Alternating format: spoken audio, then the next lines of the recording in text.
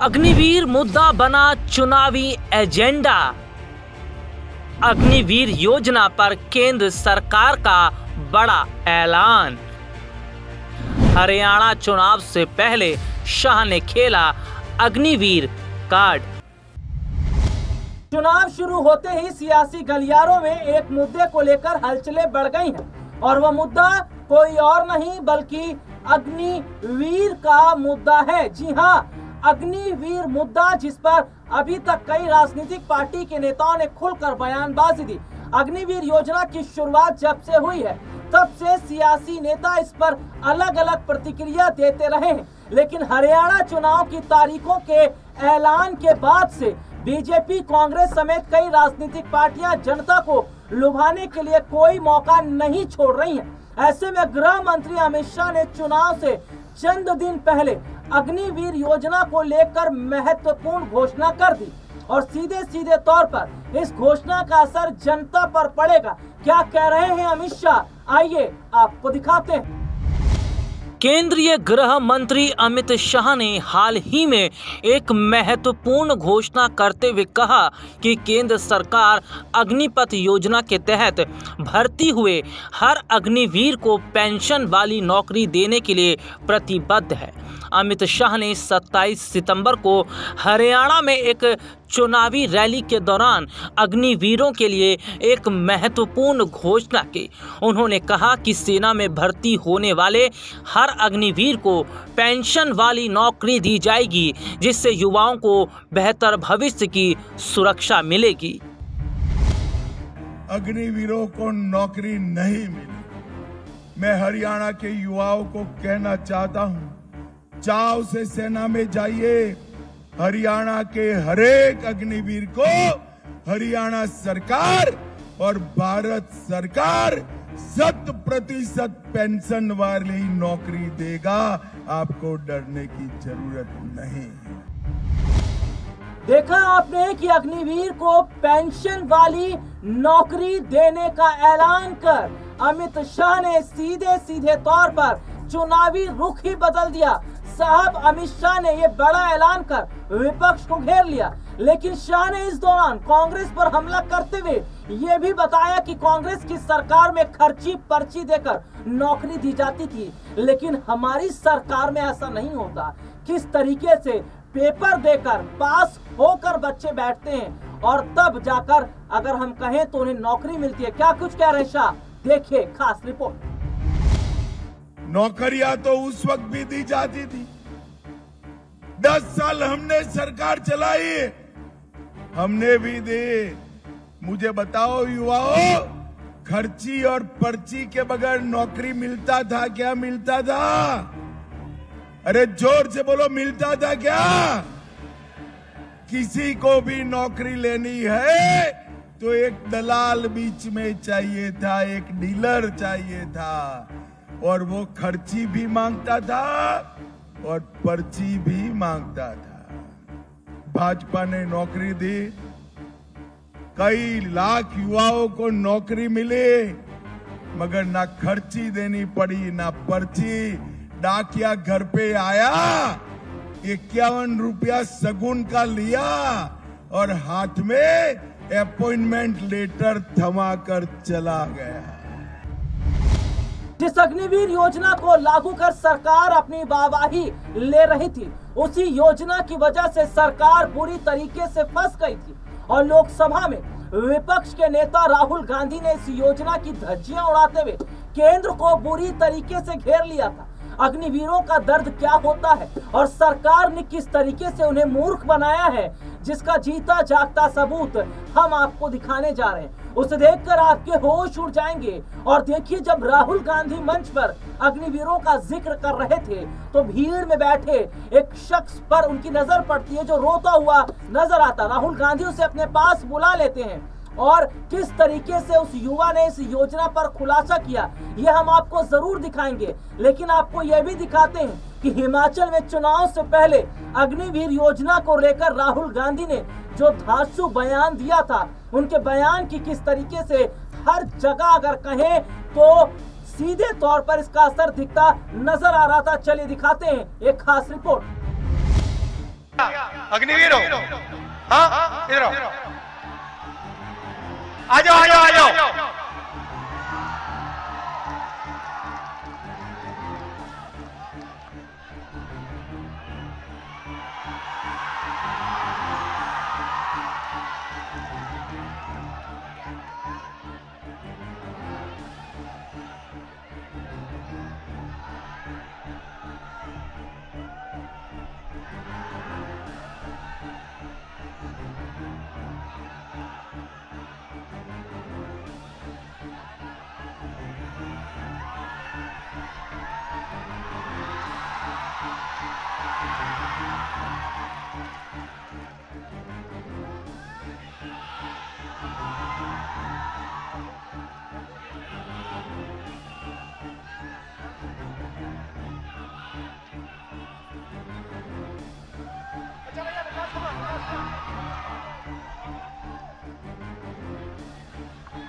ये अग्निवीर है विकास कुमार।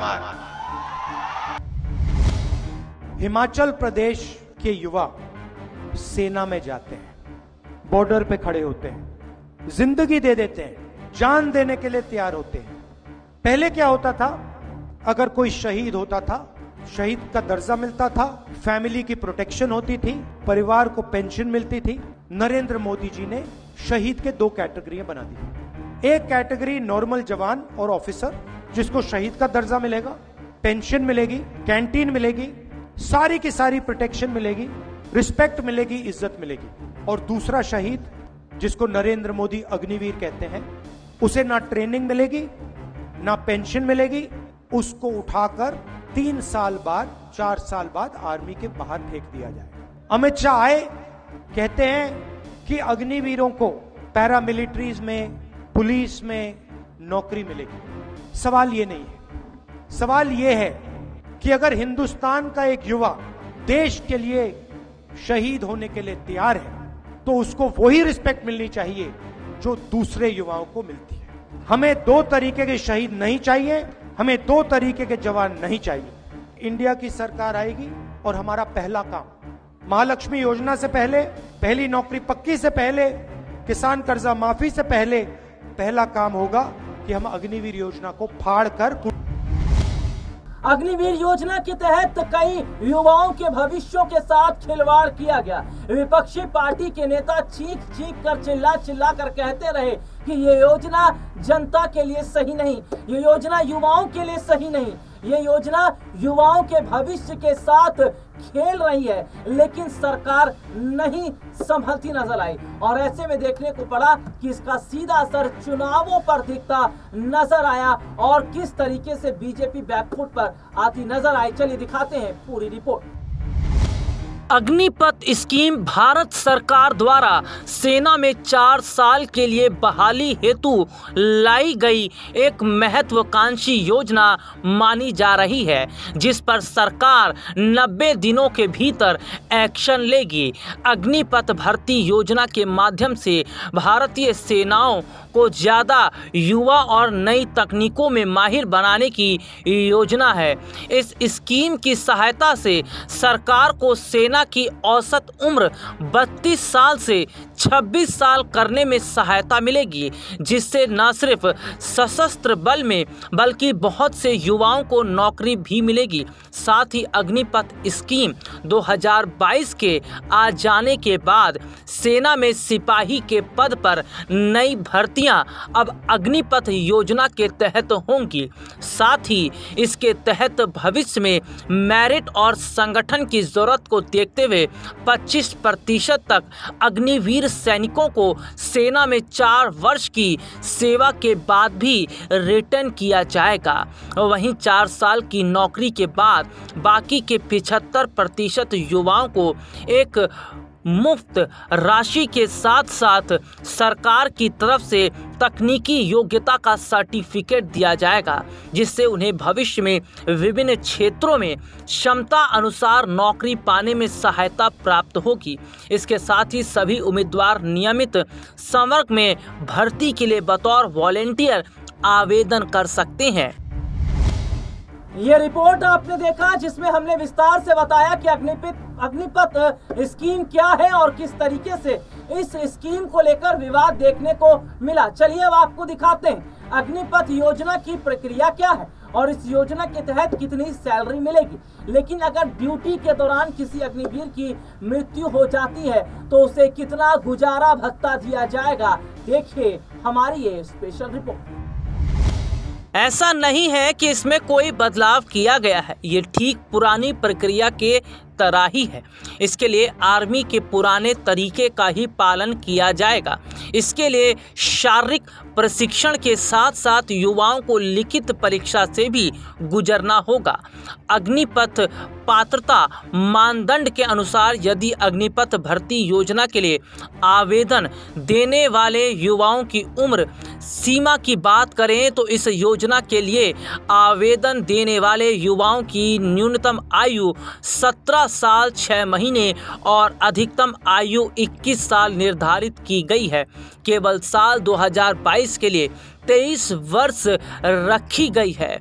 अग्निपथ भर्ती योजना के तहत युवाओं को ट्रेनिंग पीरियड समेत कुल 4 वर्षों के लिए सशस्त्र सेवा बल में फुल टाइम काम करने का मौका मिलेगा, जिसके लिए भर्ती सेना के तय नियम अनुसार ही होगी। लेकिन इसकी सबसे खास बात यह है कि इस योजना के तहत न सिर्फ पुरुष बल्कि महिलाएं भी आवेदन कर सकती हैं। युवा इस योजना के माध्यम से सेना के तीनों प्रमुख अंग यानी कि थल सेना, वायुसेना और नौसेना में बहाल हो सकेंगे। अग्निपथ स्कीम के तहत पहले साल युवाओं को 30,000 रुपये प्रति माह मिलेंगे, जिसमें से लगभग 9,000 रुपये उनकी मासिक आय से काट ली जाएगी और उसे उनके बचत खाते में जमा किया जाएगा। इसके बाद उतना ही हिस्सा सेना भी उनकी सेविंग में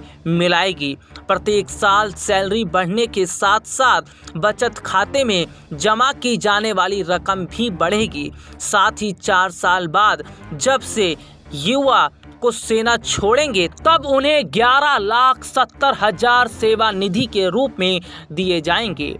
वहीं अग्निवीरों का वेतन पैकेज पहले और अंतिम वर्ष कुछ इस प्रकार होगा। पहले वर्ष का पैकेज 4.76 लाख रुपए होगा। अंतिम वर्ष का पैकेज 6.92 लाख रुपए होगा। इसके अलावा सेना की तरफ से ऐसे युवाओं को एक विशेष सर्टिफिकेट भी दिया जाएगा, जिसकी वजह से उन्हें विभिन्न पदों पर नौकरी पाने में सहायता मिलेगी। विभिन्न राज्यों ने अग्निवीरों को सेवाओं में प्राथमिकता देने की बात भी कही है। अग्निवीरों को 3 सेवाओं में जोखिम और कठिनाई भत्ते के साथ ही कस्टमाइज्ड मासिक पैकेज की भी बात की गई है, जिसमें 4 साल की सेवा अवधि पूरी होने पर अग्निवीरों को एक मुश्त सेवा निधि पैकेज का भुगतान किया जाएगा और ये राशि आयकर से मुक्त होगी। अग्निपथ योजना के तहत सेना में भर्ती होने वाले युवाओं का 48 लाख रुपयों का गैर अंशदायी जीवन बीमा किया जाएगा। वहीं यदि सेवा के दौरान किसी की मृत्यु हो जाती है तो 44 लाख रुपए पीड़ित परिवार को दिए जाएंगे। इन 44 लाख रुपयों के अलावा सरकार ऐसे शहीदों के बचे हुए सेवाकाल अधिकतम 4 साल के वेतन का भुगतान भी करेगी। साथ ही अन्य अग्निपथ योजना के माध्यम से भर्ती हुए जवानों को मिलने वाली सेवा निधि भी शहीद के परिवार को दी जाएगी। अग्निपथ योजना के तहत सेना में भर्ती होने वाले युवाओं का 48 लाख रुपयों का गैर अंशदायी जीवन बीमा किया जाएगा। वहीं यदि सेवा के दौरान किसी की मृत्यु हो जाती है तो 44 लाख रुपए पीड़ित परिवार को दिए जाएंगे। इन 44 लाख रुपयों के अलावा सरकार ऐसे शहीदों के बचे हुए सेवाकाल अधिकतम 4 साल के वेतन का भुगतान भी करेगी। साथ ही अन्य अग्निपथ योजना के माध्यम से भर्ती हुए जवानों को मिलने वाली सेवा निधि भी शहीद के परिवार को दी जाएगी। वहीं यदि कोई जवान सेवा के दौरान दिव्यांग हो जाता है तो उसे उसकी दिव्यांगता के प्रतिशत के आधार पर मुआवजा दिया जाएगा। मुआवजे की राशि तालिका में दी गई है। दिव्यांग होने की दशा में क्षतिपूर्ति 100% होने पर 44 लाख रुपए, 75% होने पर 25 लाख रुपए, 50% होने पर 15 लाख रुपए। ये विशेष रिपोर्ट हमने अपने दर्शकों को दिखाया। इसके साथ ही साथ ये भी बताया कि आखिरकार अग्निवीर स्कीम क्या है। लेकिन अब सबसे बड़ा सवाल तो ये खड़ा हो जाता है कि क्या हरियाणा के विधानसभा चुनाव से चंद दिन पहले इस योजना को पेंशन के साथ जोड़कर गृह मंत्री अमित शाह ने जो खेला है, वो क्या इसका असर चुनाव पर पड़ेगा? और क्या वाकई अग्निवीर योजना जिसको सरकार हल्के में ले रही थी और ये योजना लागू करके वाहवाही ले रही थी, लेकिन यही योजना सरकार के गले की फांस बन गई। हालांकि हरियाणा का चुनाव जीतना बीजेपी के लिए इतना आसान नहीं है, क्योंकि यहाँ पर कांग्रेस के अलावा आम आदमी पार्टी और क्षेत्रीय पार्टियां भी हैं जो सीधे तौर पर बीजेपी का खेल बिगाड़ती नजर आएंगी। फिलहाल आज के इस प्रोग्राम में इतना ही। आपसे फिर दोबारा मुलाकात होगी, तब तक के लिए इजाजत दीजिए। नमस्कार।